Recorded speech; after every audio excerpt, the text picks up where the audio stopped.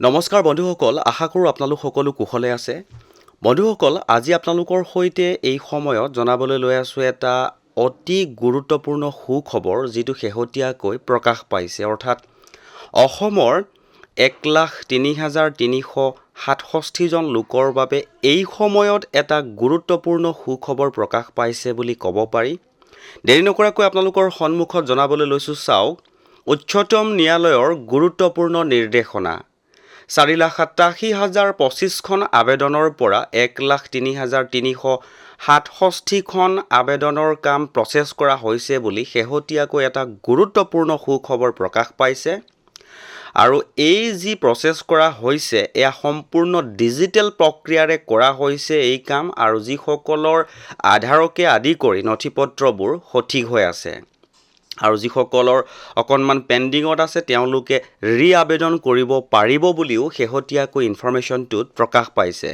বন্ধুসকল, এটা গুৰুত্বপূৰ্ণ সুখবৰৰ বিষয়ে অৱগত হোৱাৰ লগে লগে আপোনালোকৰ সৈতে শ্বেয়াৰ কৰিছোঁ। আৰু শেহতীয়াকৈ কি নতুন ইনফৰমেশ্যন আহিছে এই গুৰুত্বপূৰ্ণ সুখবৰটোৰ ভিতৰত সকলো সবিশেষ আপোনালোকক আজিৰ এই ভিডিঅ'টোৰ জৰিয়তে সহজে বুজি পোৱাকৈ জনাবলৈ যত্ন কৰিম। নিশ্চয়কৈ গম পাইছে যে মাননীয় উচ্চতম ন্যায়ালয়ৰ এটা গুৰুত্বপূৰ্ণ নিৰ্দেশনা বুলি কোৱাৰ লগে লগে কিমান বেছি গুৰুত্বপূৰ্ণ ইনফৰমেশ্যন হ'ব পাৰে। আপোনালোকৰ সন্মুখত মই দেখুৱাবলৈ লৈছোঁ মূল ইনফৰমেশ্যনটো। মন কৰিব, মাননীয় উচ্চতম ন্যায়ালয়ে 29/3/2023 তাৰিখে অন্যান্য বিষয়ৰ সৈতে তলত উল্লেখিত আদেশ দিয়ে। সাহাৰা ছেভি ৰিফাণ্ড একাউণ্টত থকা মুঠ 24,979.67 কোটি টকাৰ ভিতৰত 5,000 কোটি কেন্দ্ৰীয় সমবায় সমিতি নিবন্ধক চেণ্ট্ৰেল ৰেজিষ্টাৰ অফ কোঅপাৰেটিভ ছ'চাইটিলৈ স্থানান্তৰ কৰা হ'ব। তাৰ পাছত তেওঁ সাহাৰা গ্ৰুপৰ সমবায় সমিতিসমূহৰ জমাকাৰীৰ বৈধ পাওনা অনুসৰি উক্ত ধন সঠিক স্থানত চিনাক্তকৰণ, জমাৰ প্ৰমাণ আৰু দাবীৰ প্ৰমাণ জমা দিয়াৰ পাছত সম্পূৰ্ণ স্বচ্ছ পদ্ধতিত প্ৰকৃত জমাকাৰীসকলক প্ৰত্যক্ষভাৱে তেওঁলোকৰ নিজ নিজ বেংক একাউণ্টত পৰিশোধ কৰিব। নিশ্চয়কৈ গম পাইছে কিমান বেছি এটা গুৰুত্বপূৰ্ণ ইনফৰমেশ্যন শেহতীয়াকৈ প্ৰকাশ পাইছে। অৰ্থাৎ যিসকল লোকে সাহাৰাত টকা জমা ৰাখিছিলে, তেওঁলোকৰ টকা মৰিল বা মৰা পৰিল বুলি তেওঁলোকে ভাবি আছিলে, আজিৰ এই সময়ত তেওঁলোকৰ বাবে এটা গুৰুত্বপূৰ্ণ সুখবৰ বুলি ক'ব পাৰি। কাৰণ মাননীয় উচ্চতম ন্যায়ালয়ৰ নিৰ্দেশনা মতে তেওঁলোকৰ যিটো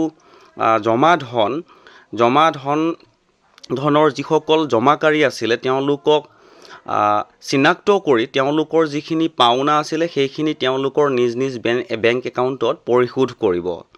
আৰু ইনফৰমেশ্যন আছে জনাবলৈ যত্ন কৰিছোঁ। চাওক, এই ধন বিতৰণ প্ৰক্ৰিয়া মাননীয় উচ্চতম ন্যায়ালয়ৰ পূৰ্বতন ন্যায়াধীশ ন্যায়মূৰ্তি আৰ সুভাষ ৰেড্ডী মহাশয় তত্ত্বাৱধান আৰু নিৰীক্ষণ কৰিব। লগতে শ্ৰী গৌৰৱ আগৰৱাল জ্যেষ্ঠ অধিবক্তা, যাক এমিকাছ কিউৰি হিচাপে নিয়োগ কৰা হৈছে, তেওঁ সহায় কৰিব। ধন পৰিশোধৰ পদ্ধতি আৰু নিয়ম কানুন কেন্দ্ৰীয় নিবন্ধকে ন্যায়মূৰ্তি আৰ সুভাষ ৰেড্ডী আৰু শ্ৰী গৌৰৱ আগৰৱালৰ পৰামৰ্শত নিৰ্ধাৰণ কৰিব। মাননীয় উচ্চতম ন্যায়ালয়ৰ 29/3/2023 তাৰিখৰ আদেশ অনুসৰি সাহাৰা গ্ৰুপৰ 4টা বহুৰাজ্যিক সমবায় সমিতিৰ প্ৰকৃত জমাকাৰীসকলে নিজৰ বৈধ ধন ঘূৰাই পোৱাৰ বাবে CRCA সাহাৰা ৰিফাণ্ড পৰ্টেল নামৰ এখন অনলাইন আবেদন 18/7/2023 তাৰিখে আৰম্ভ কৰা হৈছে। এই 4 সমিতি হৈছে Sahara credit cooperative society limited, Saharayan universal multipurpose society limited, Hamara India credit cooperative society limited, star multipurpose cooperative society limited. সমগ্ৰ ধন বিতৰণ প্ৰক্ৰিয়া ডিজিটেল আৰু কাগজবিহীন। এইটো ন্যায়মূৰ্তি আৰ সুভাষ ৰেড্ডীৰ তত্ত্বাৱধানত আৰু শ্ৰী গৌৰৱ আগৰৱালৰ সহায়ত সম্পন্ন হৈছে। পৰ্টেলত লাভ কৰা আবেদনসমূহ স্বচ্ছ পদ্ধতিত সঠিক চিনাক্তকৰণ, পৰিচয় প্ৰমাণ আৰু জমাৰ প্ৰমাণ ভেৰিফাই কৰি প্ৰক্ৰিয়াকৰণ কৰা হৈছে। ধন প্ৰত্যক্ষভাৱে আধাৰ সংযুক্ত বেংক একাউণ্টত জমা কৰা হৈছে। বৰ্তমান সময়ত প্ৰকৃত জমাকাৰীক তেওঁলোকৰ ভেৰিফাইকৃত দাবীৰ ভিত্তিত সৰ্বাধিক 50,000 টকা পৰ্যন্ত পৰিশোধ কৰা হৈছে। যদি আবেদনত কোনো ত্ৰুটি বা অসম্পূৰ্ণতা পোৱা যায়, তেন্তে সেই ত্ৰুটিৰ বিষয়ে জমাকাৰীক জনোৱা হয়, যাতে তেওঁলোকে 15/11/2023 তাৰিখে আৰম্ভ কৰা পুনৰ দাখিল ৰিছাবমিশ্যন পৰ্টেলৰ জৰিয়তে আবেদন জমা দিব পাৰে।